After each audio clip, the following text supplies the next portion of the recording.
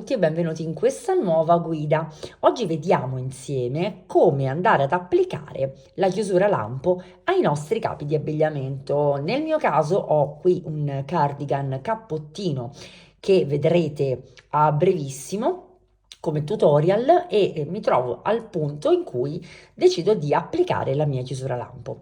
La prima cosa da sapere è naturalmente la misura. Io ho acquistato una chiusura lampo lunga esattamente quanto serviva a me, in questo caso 70 centimetri.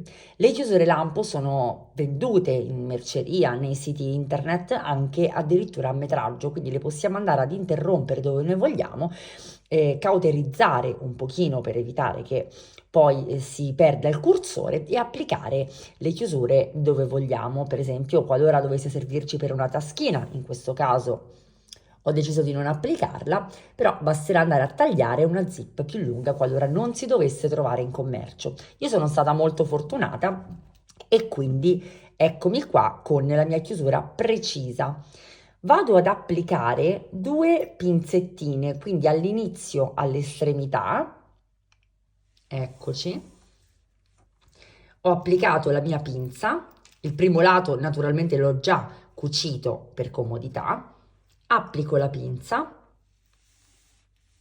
che mi mantiene la zip collegata alla lavorazione, cerco di essere il più precisa possibile tra i due lati da unire e poi stendo sul piano il mio lavoro e senza tirarlo, quindi appoggiandolo dolcemente, lo aggiusto lungo la lunghezza fino ad arrivare alla fine, eccoci qua, dove vado a chiuderlo con un'altra pinzetta, in questo modo. È importante in questa situazione lavorare sul piano in modo che non vengano delle rientranze, non si tiri troppo il lavoro e ci si renda perfettamente conto di come si sta cucendo. Ora io per comodità vado ad aprire la mia zip ed inizio inserendo il filo nell'ago.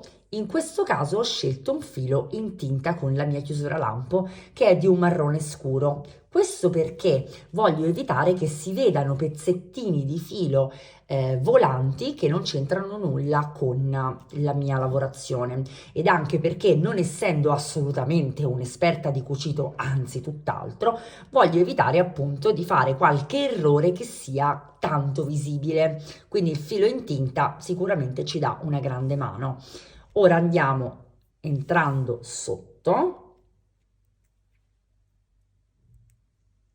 prendiamo ovviamente anche la lavorazione e ci reinseriamo di nuovo, sempre prendendo la lavorazione in un altro punto, nella nostra zip, in modo da poter creare immediatamente un nodino che possa ancorare la lavorazione. Vedete? Ora vado ad annodare le due estremità e inizio ad applicare la mia chiusura, vedete, passando attraverso la lavorazione, non so se si vede, eccoci qua, attraverso la lavorazione e ovviamente alla zip. Sto sempre attenta a non tirare il lavoro, quindi lo appoggio in maniera morbida, vedete, e anche ad avvicinarmi quanto più possibile ai dentini della mia zip. Questo per un mio discorso estetico personale. Ovviamente voi potrete anche lasciare un margine maggiore qualora dovesse essere di vostro gusto. E non ci resta che proseguire in questa maniera con molta pazienza, senza mai tirare il lavoro, punto su punto. Vedete, il filo comunque non si nota e vado a incorporare correttamente la mia chiusura al corpo della maglia in questo caso.